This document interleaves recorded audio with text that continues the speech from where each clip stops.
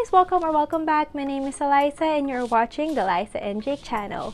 For today's video, we will be sharing our wedding details. So this is the first episode of our wedding series. The last one was actually just a Q&A regarding our engagement. So if you guys are interested, I will put the link up here so you get to watch that first. But if you're done and you're just curious about the planning, the process, especially during the pandemic, then let's get into it. Okay, so medyo magsa-storytelling tayo today. So if you're also planning your wedding and you found this video, congratulations to you! I hope okay lang kayo ng partner mo kasi ang dami talagang adjustments because of the pandemic right now.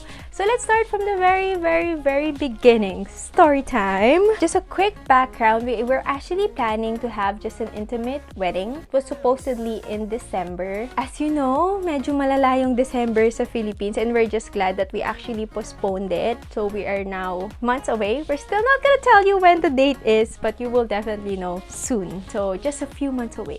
So from the very start of the wedding planning, syempre we talked about our non-negotiables. So kung ano yon, for me, my non-negotiables are good food, good photo and video, and fun party. So fun party, fun dinner, fun reception, and fun after party as well. Kasi I really want our guests to enjoy. Na for me kasi our wedding, hindi naman siya really about us lang, kilig-kilig, ganyan. Our wedding talaga, it's a big thank you. So gusto namin mag-thank you sa lahat ng tao na naging part ng love story namin. Ang cheesy. Naging part ng lives namin. So mostly ng mga invited are our friends, our family. And as much as we want to invite many people, honestly guys, kung walang pandemic, our guest list, mga nasa 400 talaga siya. Kasi big families, madami kaming tao na gustong pasalamatan for being part of our lives. But since pandemic, super tiny na lang nung guest list namin. But of course, we just wanna carry on. Alam mo yon, tuloy pa rin ang planning. So for Jake naman, his non-negotiables were kind of the same as mine. The first one is food. So good food talaga kasi we know na guest, ang matatandaan lang ay yung food. Many years from now, they might forget ko anong suot ko, anong suot na, anong mga nangyari, whatever, lahat ng pakulo. But what they will remember is kung pinakain ba namin sila ng masarap na pagkain. So that's number one, food. The second for him is good venue. I'll explain that later kasi honestly, sa venue kami pinaka nahirapan. And the third one is photo and video. So same kami doon, photo and video. So let's start there. So when we started planning, one of the first suppliers that we actually got was our photo and video. So as much as we can, we'll share to you na kung ano na yung mga nabook namin and kung ano pa yung mga pending as of today.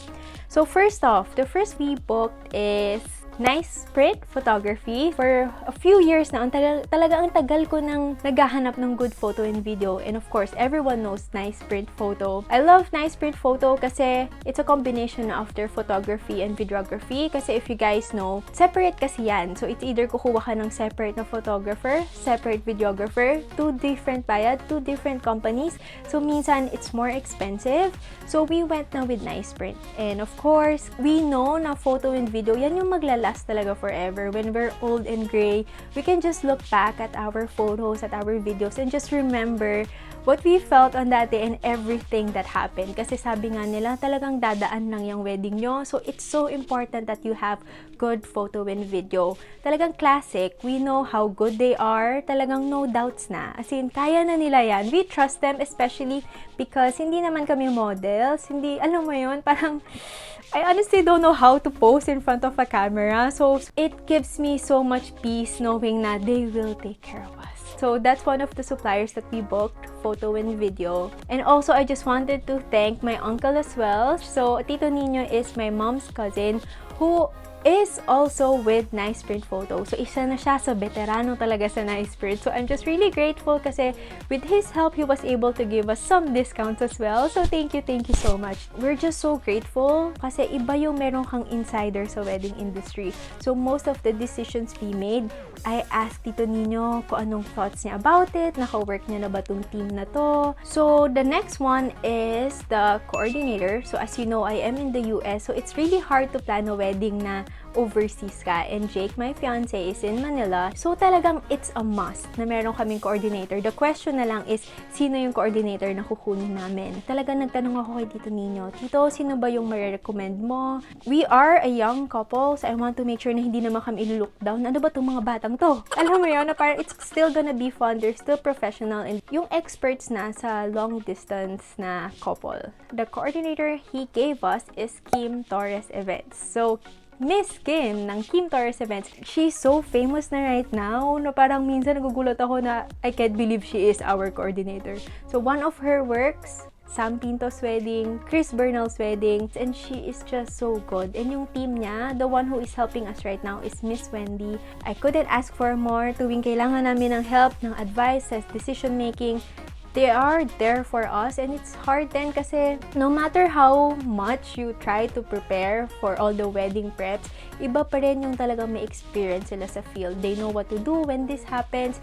They know yung right timing to book this, right timing for that. So talagang they know everything. And so far, so good. And I know, lalo na pag on the field on the wedding day, talagang everything will be seamless. Talagang, once again, I am at peace knowing na Kim Torres Events will take care of us and our families. And the third one is food. So yun na nga. So as I mentioned, one of our non-negotiables ay food. So of course, naghanap talaga kami ng good food. And with the help of our coordinator, they did recommend Juan Carlo Catering. So, one of the best, once again, in the industry.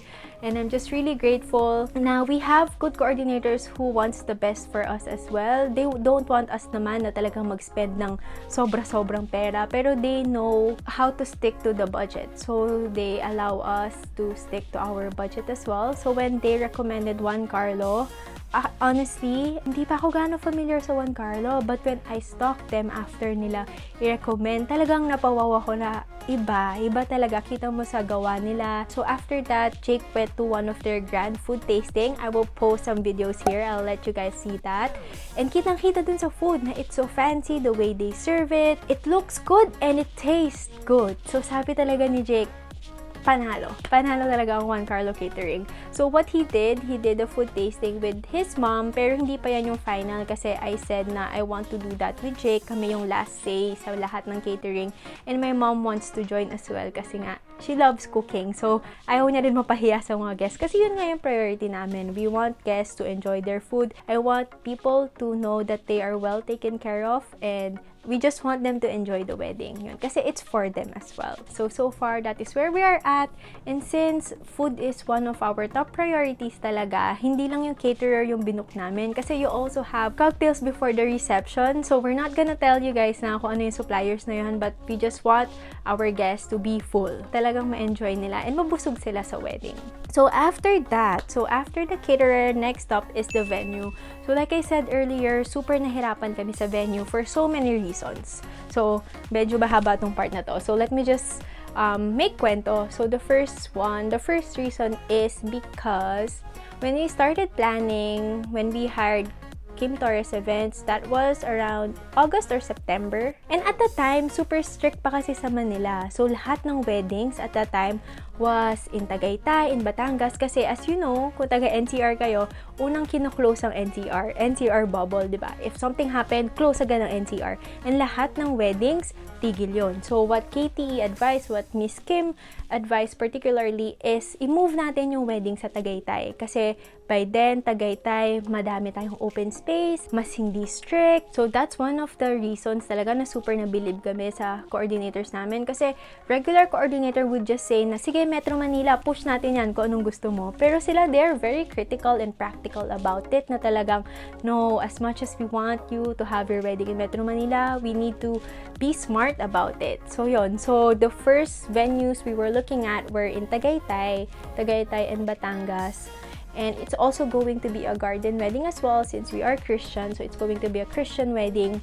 So that's also one of the reasons, honestly, kaya medyo mahirap. Kasi for Catholics, we know na you guys choose a church, a Catholic church. And then kung ano man yung nearby na reception, dun na. Parang ganon. Pero for us, we need to have a good venue na merong garden kung saan pwede yung ceremony, and a good indoor venue kung saan pwede yung reception. So talagang natagalan kami I'm not gonna bore you with the details, but what ended up happening is, say after bumaba nung surge around September, October, by November, if you guys remember, medyo okay na. We decided na okay, since medyo settled down ang November, everyone's getting vaccinated, most of our friends and families are already vaccinated, maybe we can move the wedding na in Metro Manila. Kasi we know din naman na it's hard na magta-travel ka pang Tagaytay, and some of Jake's families are coming from Bataan and Baguio. So it's just so much hassle. So what we ended up doing is we just found a good venue in Metro Manila. We are really happy about it. Medyo nag-give up lang kami ng a few things. I'm not gonna say right now.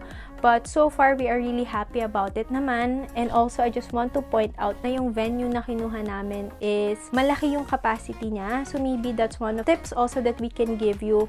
Kunwari, your guest is 100. Then try to find a good venue na that can accommodate, I don't know, 200, 250 para by any chance na yung level, maging level 2, level 3 na maging 50% lang yung capacity, kaya mo pa rin ma-invite yung 100 na tao. Kung sakali mang mag-level 1, 100% na, edi yay, you can invite more people. Pero syempre with strict precautions and guidelines as well. So that's exactly what we did. The venue we found in Metro Manila can actually accommodate 300 packs, but obviously we're not gonna use it all. Pero if I'm given a chance, medyo okay na, we know na we can accommodate more people, then we would honestly love to invite more of our friends and families. Kasi right now, talagang, it's really tight, but we just need to really follow whatever our government restrictions are. And siguro one more tip I could give is one of the options we are looking at is actually a hotel. It's Sofitel Manila kasi they have a garden, so perfect for the ceremony. They also have ballroom. Of course, we know Sofitel Spiral, obviously, is really good.